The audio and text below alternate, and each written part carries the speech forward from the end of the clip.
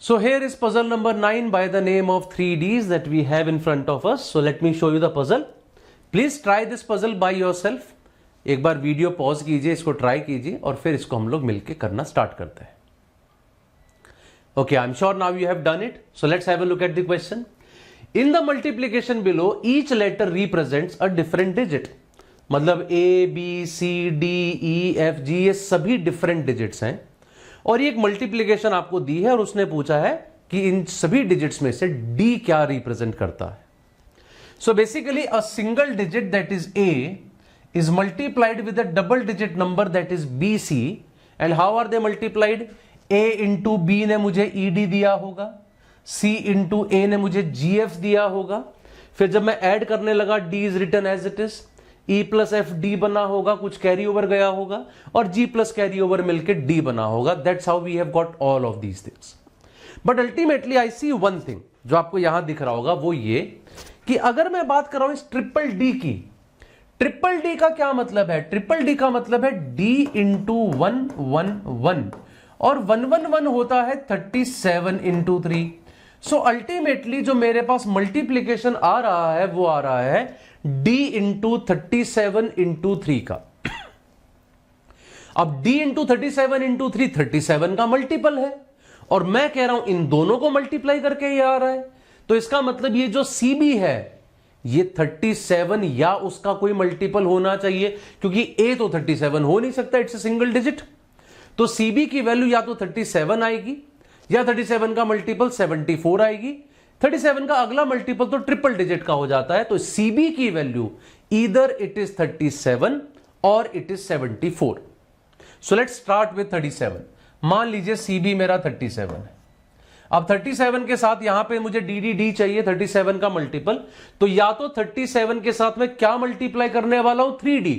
37 के साथ 3D मतलब या तो मैं 3 इंटू 1 मल्टीप्लाई करूंगा, लेकिन 3 इंटू 1 कैसे ले सकता हूं? अगर A भी 3 हो गया C भी 3 हो गया, ये तो अलाउड ही नहीं है, दोनों डिजिट तो सेम हो नहीं सकते.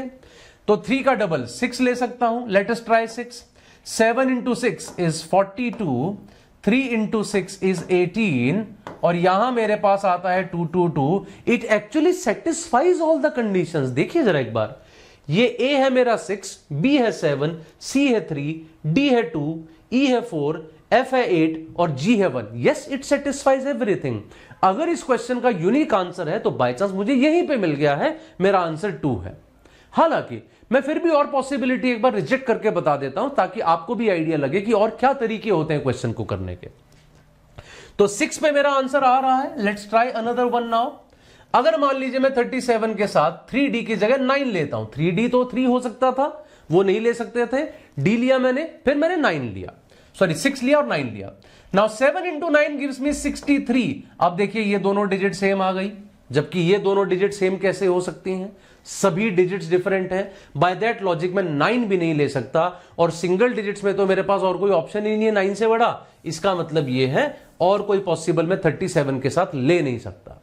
But what about 74? 74 के साथ क्या क्या पॉसिबिलिटीज मैं ले सकता हूं? Let's try. 74 के साथ 3 ट्राई करते हैं. 4 into 3 gives me 12, 7 into 3 gives me 21. लेकिन ये डिजिट सेम कैसे आ सकते हैं? ED 12 आ गया, GF 21 आ गया, तो सेम डिजिट आ गए मेरे पास 1 और 2. So that is also not possible 74 के साथ. Can I try 74 into 6? 6 into 4 is 24, 7 into 6 is 42. फिर से सेम डिजिट्स आ गए यहां पे, ये फिर से नहीं हो सकता. I will have to remove this as well. Let us try 74 into 9. 9 into 4 is 63 and 7 into 9 is, sorry 4 into 9 is 36 and 7 into 9 is 63. Once again there is a problem here. ये भी 36 और ये भी 36. So that's how we can surely say कि मेरे पास D की value केवल 2 हो सकती है. और वो किस केस में? When I do 37 into 6 because I get all digits different in that case. Right answer for this question is 2. I hope you have understood the question. Brilliant question once again from CAT's perspective as well. So before I start, there is an important information for all of you that now you can crack CAT with Unacademy at just 17,999, right? So just subscribe for this now because limited time offer है ये आप लोगों के लिए 18,000 रुपए में, rather उसमें भी 1 रुपया कम. You can get Unacademy subscription where you can get all the features of Unacademy. Basically you can access to all the batches, उसके अलावा मटीरियल, ओमेट्स etcetera, everything is there. And you just have to use one code there, and that code is my name, SARAL. Use this code to get this special price of 17,999 to CAT Crack 2025. Also, we are starting our next batch, which is the Foundation Builders batch. Right? It has recently started, in which you can see the educators who are taking this batch, and of course all the salient features as well. Comprehensive coverage of all key concepts, extensive study material, doubt sessions, and everything would be there. This batch has already started.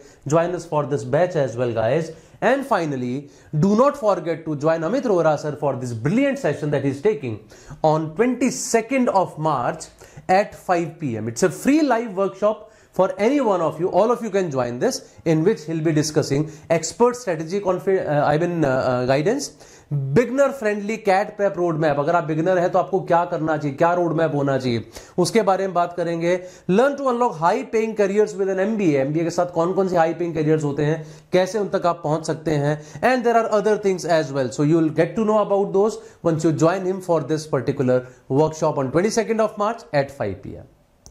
Here is the next puzzle, that is puzzle number 10, the lawyer's testimony. So once again I'll show you the puzzle once. थोड़ा सा लंबा puzzle है, एक बार देखिए, देख के solve करने की कोशिश कीजिए. Pause the video here, try to solve it. उसके बाद हम इसको सॉल्व करेंगे. Okay, I'm sure you have tried it now. तो करते हैं. Albert, Barney and Curtis were questioned about the murder of Dwight. Evidence at the scene of the crime indicated a lawyer might have been implicated in Dwight's murder. तो evidence से पता लगता है कि एक लॉयर को शायद उन लोगों ने फंसा दिया है ड्वाइट के मर्डर के केस में. माइट मतलब हो सकता है वो मर्डरर हो सकता है वो ना हो. Each suspect, one of whom was the murderer, made 2 statements as follows. Each suspect, 3 suspects हैं हमारे पास और उनमें से एक मर्डरर है. वो कह रहा है उन्होंने 2 स्टेटमेंट्स दी हैं. तो एल्बर्ट ने 2 स्टेटमेंट दी, बार्ने ने 2 स्टेटमेंट दी, कर्टिस ने 2 स्टेटमेंट दी. ये 3 स्टेटमेंट्स में 6 स्टेटमेंट मेरे पास आई. The police subsequently discovered that. Police को क्या पता लगा? Only 2 of the above statements are true. इन 6 स्टेटमेंट्स में से केवल 2 ही ट्रू हैं. And only 1 of the 3 suspects was not a lawyer. और केवल एक ही सस्पेक्ट ऐसा है जो लॉयर नहीं है. इसका मतलब 2 सस्पेक्ट्स लॉयर हैं, एक सस्पेक्ट लॉयर नहीं है. ठीक है. और सारी स्टेटमेंट्स में से केवल 2 ही स्टेटमेंट ट्रू हैं. 2 सस्पेक्ट्स लॉयर हैं, एक लॉयर नहीं है, और सारी स्टेटमेंट्स में से केवल 2 ही ट्रू हैं. और पॉइंट यह भी है कि इन्हीं में से एक मर्डरर भी है. How do we go ahead with these questions? जब उसने बोला केवल 2 स्टेटमेंट्स ट्रू हैं, just try to find out the statements जिनमें आपको लगे कुछ कॉन्ट्राडिक्शन है. ये ट्रू है तो ये ट्रू नहीं हो सकती. Something like that. जैसे एल्बर्ट कहता है I did not kill Dwight, और बार्ने कहता है I did not kill Dwight. Albert भी कह रहा है I did not kill Dwight, Barney भी कह रहा है I did not kill Dwight. क्या ये दोनों बातें ट्रू हो सकती हैं? हो सकती हैं, राइट? तो मान लेता हूं मैं ये भी ट्रू है और मान लेता हूं ये भी ट्रू है. मतलब ना एल्बर्ट ने ड्वाइट को मारा, ना ही बार्ने ने ड्वाइट को मारा. इसका मतलब बाकी सभी की सभी स्टेटमेंट्स फॉल्स होनी चाहिए. और अगर बाकी सभी की सभी स्टेटमेंट्स फॉल्स हैं तो क्या मुझे 2 लॉयर मिलते हैं, एक नॉन लॉयर मिलता है? Let us check. I am not a lawyer, false है, इसका मतलब ही is a lawyer. I am a lawyer, false है, इसका मतलब ही is not a lawyer. I am not a lawyer, false है, इसका मतलब ही इज अ लॉयर. तो अल्टीमेटली मुझे 2 लॉयर्स मिले और एक नॉन लॉयर मिला. और कर्टिस कहता है अ लॉयर किल्ड ड्वाइट, लेकिन ये तो फॉल्स होना चाहिए. और मेरे हिसाब से तो कर्टिस नहीं मारा. क्यों? इसने नहीं मारा, ये हमने ट्रू मान लिया. इसने नहीं मारा, हमने ट्रू मान लिया. अगर एल्बर्ट ने नहीं मारा है, बार्ने ने नहीं मारा, इसका मतलब किसने मारा ड्वाइट को? कर्टिस ने. और कर्टिस तो लॉयर है, जबकि कर्टिस ये कह रहा अ लॉयर किल ड्वाइट. तो ये स्टेटमेंट तो इसके हिसाब से ट्रू प्रूव हो गई ना. कर्टिस ने ड्वाइट को मारा और कर्टिस लॉयर है, तो ये स्टेटमेंट ट्रू हो गई, जबकि इस स्टेटमेंट को तो फॉल्स होना चाहिए था. तो इन दोनों को ट्रू मानने से मेरा केस सही नहीं बना. मतलब वो दोनों ट्रू नहीं है. Now I talk about the second case. अब दोनों ट्रू नहीं है, इतना तो पक्का है कि कर्टिस ने तो ड्वाइट को नहीं मारा. या तो एल्बर्ट ने मारा है या बार्ने ने मारा है। मैं किसी भी एक को मान लेता हूं, लेट अस अज्यूम एल्बर्ट ने मारा है, ऐसा करके चल लेते हैं, या लेट अस अज्यूम बार्ने ने मारा, कोई एक। वो प्रूव हो गया तो वो आंसर, नहीं प्रूव हुआ तो दूसरा आंसर, यही तरीका होना चाहिए। So let us assume Albert ने मारा है, तो एल्बर्ट का ये कहना I did not kill Dwight is false, but I did not kill Dwight is true. I am assuming the murderer is Albert, murderer Albert है, लेट अस अज्यूम दैट। तो ये पहली स्टेटमेंट मेरी फॉल्स हो गई, that I did not kill Dwight, क्योंकि इसी ने मारा है, but I did not kill Dwight ये ट्रू हो गई, भाई तूने तो नहीं मारा, ये बात तो मेरे को समझ आती है, ठीक है। अब ये कहता है अ लॉयर किल्ड ड्वाइट, और ये कहता है I am not a lawyer. अगर ये बात ट्रू है that you are not a lawyer, इसका मतलब ये फॉल्स हो गई, अ लॉयर किल्ड ड्वाइट। और अगर ये फॉल्स है, इसका मतलब यू आर ए लॉयर, तो फिर ये ट्रू हो गई, a lawyer killed Dwight. Am I clear here? मैं फिर से बताता हूं, ये कहता है मैं लॉयर नहीं हूं। अगर ये स्टेटमेंट ट्रू है कि तू लॉयर नहीं है, अगर ये स्टेटमेंट ट्रू है कि तू लॉयर नहीं है, इसका मतलब ये स्टेटमेंट फॉल्स हो गई, मुझे दो ट्रू मिल गई, एक ये एक ये। अगर ये स्टेटमेंट फॉल्स है कि आई एम नॉट ए लॉयर, इसका मतलब ये लॉयर है, और अगर ये लॉयर है और इसी ने मारा है तो ये ट्रू हो गई, मुझे दो ट्रू मिल गई। तो दो ट्रू मुझे पक्का मिल जाएंगी अगर इनमें से कोई भी एक स्टेटमेंट ले लूं, मतलब जो दूसरी ट्रू स्टेटमेंट है वो या तो ये होगी या ये। और अगर दो ही ट्रू हैं, एक ये रही, दूसरी इनमें से एक है, तो इन दोनों का तो पक्का फॉल्स होना बनता है, ये तो फॉल्स है ही है। ये कहता है I am a lawyer, false है, you are not a lawyer.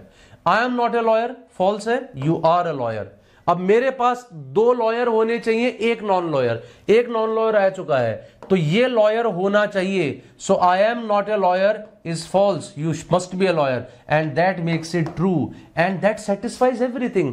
We have two true statements, we have two lawyers, one non lawyer, everything satisfies when I am assuming that Albert is the murderer.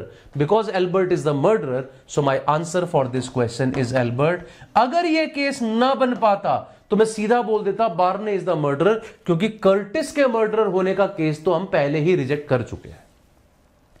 और ये जो questions होते हैं binary logic वाले, true false वाले, इनको करने का एक्चुअल तरीका भी यही है, हम पॉसिबिलिटीज बनाते हैं, let us assume these are true, let us assume those are true.